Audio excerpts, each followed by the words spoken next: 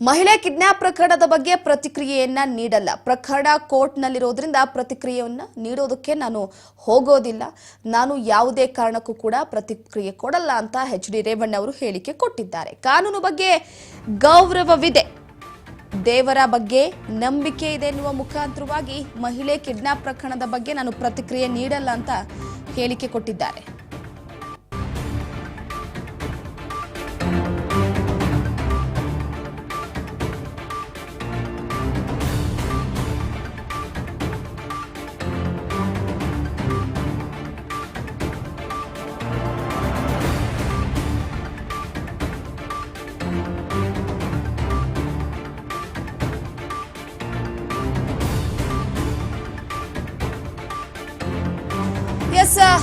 ದೇವರ ಬಗ್ಗೆ ನನಗೆ ನಂಬಿಕೆ ಇದೆ, ಕಾನೂನಿನ ಬಗ್ಗೆ ಗೌರವವಿದೆ, ರಾಜ್ಯದ ಜನತೆಯ ಬಗ್ಗೆ ನ್ಯಾಯಾಲಯದ ಮೇಲೆ ನಂಬಿಕೆ ಇದೆ. ರಾಜ್ಯದ ಕಳೆದ 40 ವರ್ಷಗಳಿಂದ ರಾಜಕಾರಣದಲ್ಲಿದ್ದೇನೆ. 25 ವರ್ಷ ಶಾಸಕನಾಗಿ ಕೆಲಸವನ್ನ ಮಾಡಿದ್ದೇನೆ. ಧರ್ಮಸ್ಥಳದಲ್ಲಿ ಮಾಜಿ ಸಚಿವ ಎಚ್.ಡಿ. ರೇವಣ್ಣ ಹೇಳಿಕೆ ನೀಡಿರುವಂಥದ್ದು. ಮಂಜುನಾಥನಿಗೆ ವಿಶೇಷ ಪೂಜೆಯನ್ನ ಸಲ್ಲಿಸಿದ ಬಳಿಕ ಈ ಒಂದು ಹೇಳಿಕೆಯನ್ನ ಕೊಟ್ಟಿದ್ದಾರೆ.